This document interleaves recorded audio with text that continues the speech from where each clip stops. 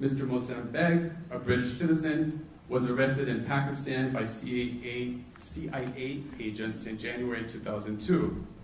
After some time in the US detention center at Bagram Air Base, he was transferred to Guantanamo, where he was kept in solitary confinement for about 2 out of his 3 years there.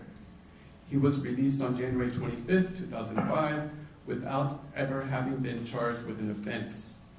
In 2006, he published a book called Enemy Combatant, an account of his experiences. In his book, he comments on the personalities and behaviors of soldiers and other military personnel from the Caribbean, from the Virgin Islands, from Puerto Rico, and other parts of the region. He attributes a certain sense of affinity to commonalities related to colonialism and the ongoing significance of the Atlantic slave trade in the region. I have an excerpt from his book. When they, the soldiers from the Virgin Islands, looked at the detainees, they couldn't help seeing some of their own history. I used to talk with some of them about the origins of the War on Terror, and I pointed out that the last time in history that people were taken over the Atlantic en masse and brought to the Americas, it was their ancestors. Growing up around Jamaicans and Caucasians in Birmingham, England, had exposed Mr. Begg to reggae, Caribbean food, as well as critiques of British imperialism that resonated with his own experiences as a second-generation Muslim. While imprisoned in Camp Echo inside the base, he discussed Marcus Garvey's views of history with the Guards, encouraged a soldier of Haitian ancestry to rethink negative attitudes toward his first language, Haitian Creole, and joined the Guard in contemplating why black beans and rice is called moros y cristianos. Begg is now the outreach director of Cage International, an NGO working to empower communities and people impacted by the War on Terror. He is a lecturer, author, and advocate for those affected by experiences such as detention. Since his release, he has frequently commented on issues affecting Muslims, including Islamophobia and the errors of governments in fighting terrorism. Please join me in welcoming him.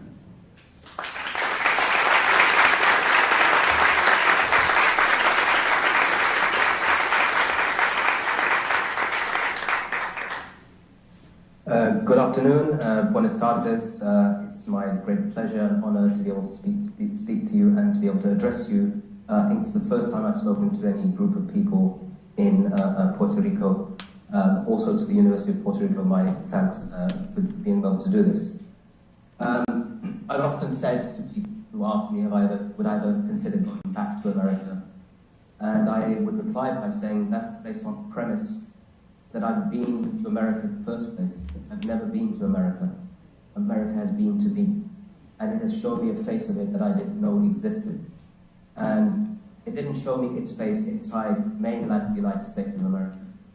What I saw of America was on, of all places, Cuban soil, 45-mile square patch that I didn't know about. In fact, the only time I'd ever heard about Guantanamo and couldn't have linked it before was that famous song, Guantanamera, that you might have all known of, but I used to think that song was actually Guantanamera.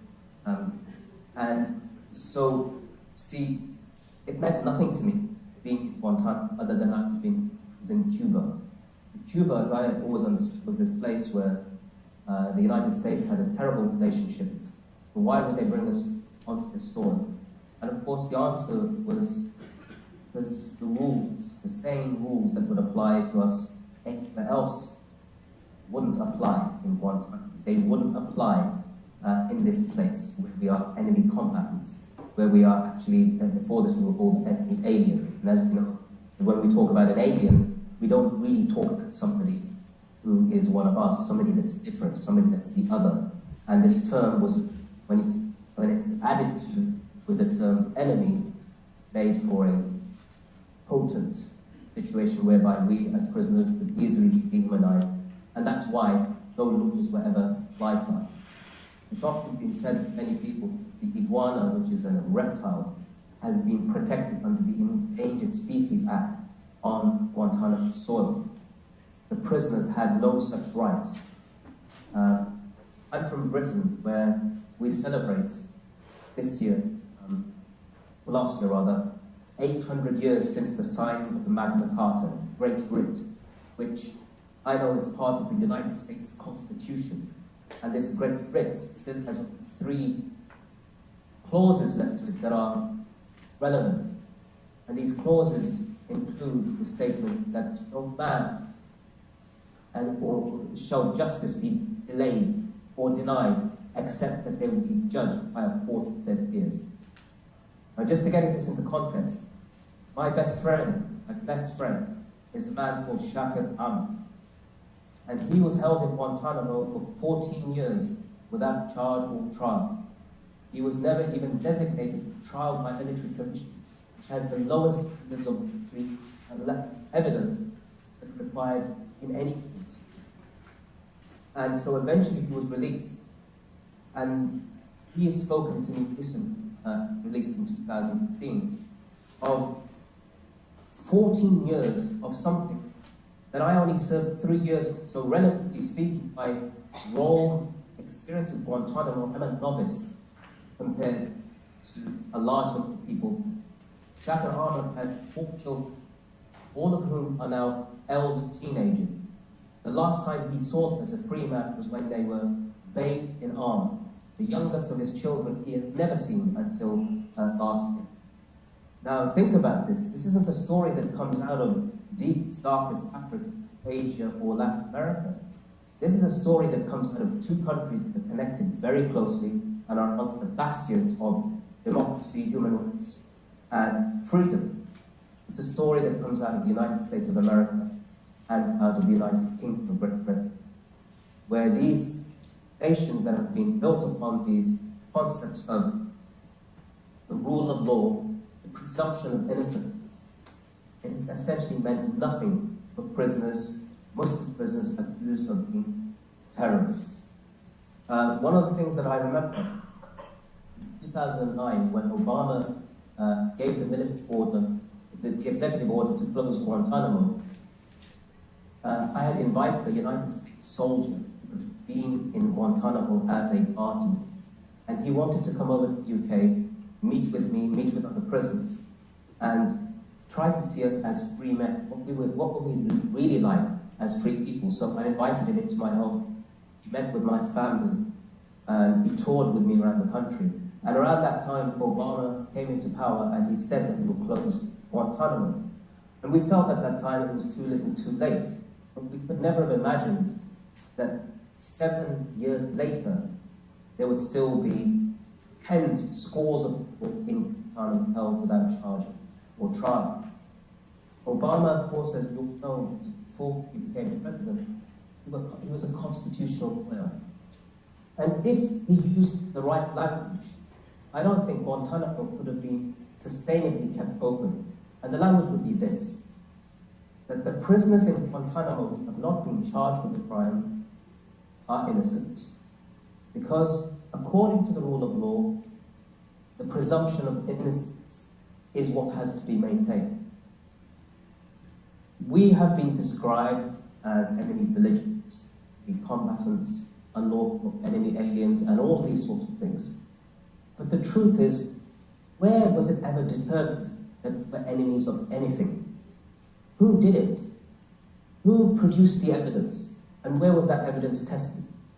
And the answer is, of course, that nobody would have a legal system like the one that exists on Guantanamo and then claim it to be some sort of system that is acceptable. But I just want to tell you something more of a personal story rather than politics of this. And there's this notion that we are now an existential war between Islam and the West. America has been targeted on 9/11 terror. That was a horrific act that I understand traumatized the United States and would do so for a very long time. And that as a result of that, Islamophobia, racism, and all of these constructs that exist around us have become so much worse. You may have heard recently, for example, France, a Muslim who was wearing a hijab or a burqini was forcibly had gun by armed officers to told to remove her clothing. Now this sounds like something like ISIS in reverse. But we're at a point now where people have fed so much into, from both sides, into the rhetoric, that it seems hard to find a place when we come to a meeting of... So there are two things I just want to say here. The reason why I didn't leave Guantanamo absolutely filled with hatred and desirous vengeance was because of some of the people who guard us. Some of our guards look like women. Some of the East Coasters, the West Coasters, the Midwest people, some of the blacks, the Hispanic, the whites. They showed us at times when we least expected it, some of them, humanity in places that we could not have imagined. And I say this as somebody who had been dragged through the mud in Migrant, witnessed 2 prisoners being beaten to death by US soldiers in Guantanamo, being subjected to torture, at which point I was led to believe my wife was being tortured in the cell next door by US agents, with my pictures of my children being waved in front of me during interrogation, and I would be asked by CIA and FBI, where do you think your children are? Do you think you'll ever see them again? Despite all of this, I still say that there were several American soldiers and even some interrogators, decent human beings, who recognized that what was being done in NA was totally wrong, and they felt it. Some of those soldiers came from West Virgin Islands, as has been mentioned earlier. Some also came from Puerto Rico. And for me, that was the only time I had ever interacted with people from Puerto Rico, because these soldiers, for whatever reason, and this is pretty much, I could say, with you across the board, didn't seem the same as everybody else. I'm not trying to butter you up because you're from Puerto Rico, but we have to be, according to my beliefs, just, even if it's took its own, would be just worth it. The other thing I have to say is, as a result of that, just a few years ago, an American soldier came to my house, and this time the soldier, somebody I knew well. It met me, he showed movies sometimes in Camp Edward, something was not allowed to do, but he did it because he would see sometimes he'd be traumatized for some interrogation. He came to my home, he met with my brothers, my sisters, with my brothers and my daughter, my children, my wife. He stayed at my house. But this time I warned my friend, I have the keys. And we were embraced and we hugged and I took him to the Muslim community. You expect there to be some hostility. In fact, people welcomed him because of his openness to come to the community and engage with us.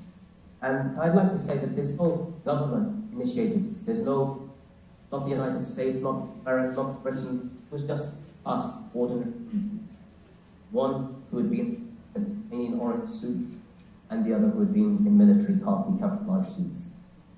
And so that was one. The other, I have to address a Major Lepper, who's going to be speaking this afternoon.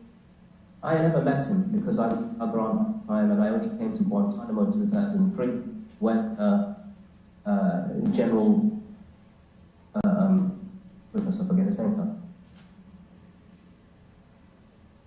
I forget his name now. But it was the general who was responsible for what happened in Iraq and the Abu Ghraib scandal and for the Guantanamoization of that part of the war. But Major General Lenhart is somebody whose reputation preceded him.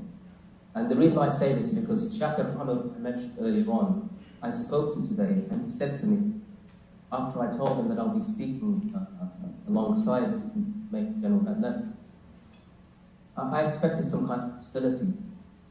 But Shakir Ahmed actually said, please send my regards and let it know that I remember his kindness, his humanity towards me and towards others. I remember that he was one of the decent people. He was in charge of one. I remember that he brought me news of the birth of my son, the same son that I never got to see until he was 14 years old. So that's the message I have for Major Lenhart, but also Shatner asked me to ask him, please do tell people as to the reason why Guantanamo hasn't been closed to this day, according to what you understand. Please do explain in your views why it's come to this point and why it took over. So finally, I want to say this. Today, I just went to the Cadbury's chocolate factory for the first time in my life. Cadbury's chocolate factory is in Birmingham, the city of Birmingham. So it's famous chocolate. It is produced in the country, the city where I was born. In Guantanamo, I remember once there was an American soldier who was from the US Virgin Islands.